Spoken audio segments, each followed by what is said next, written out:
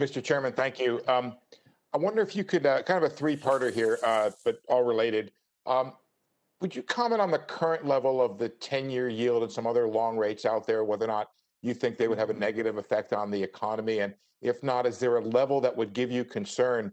And finally, the third part, other central bankers have expressed concern about what's happened to yields in their countries, and even some taken action, but not you.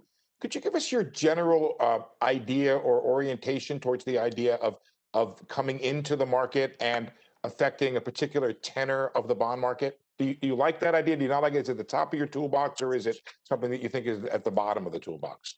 Sure. So we monitor a broad range of financial conditions, and we're always attentive to market developments, of course. We're still a long way from our goals, and it's important that financial conditions do remain accommodative to support the achievement of those goals.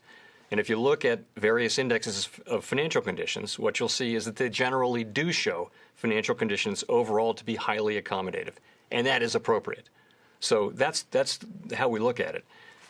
I would add, as I've said, I would be concerned by disorderly conditions in markets or by a persistent tightening of financial conditions that threaten the achievement of our goals. We think the stance of monetary policy remains appropriate. Our guidance on the federal funds rate and on asset purchases is providing strong support for the economy, and we're committed to maintaining that patiently accommodative stance until the job is well and truly done. Could you give us an idea of how you sort of feel about that tool of being able to come into a particular part of the market and either doing an operation twist or something like that? Is that something you feel to be the top of your toolbox, or something that you don't really prefer? You know, the tools we have are the tools we have. What I'm telling you is that the stance of monetary policy we have today, we believe, is appropriate.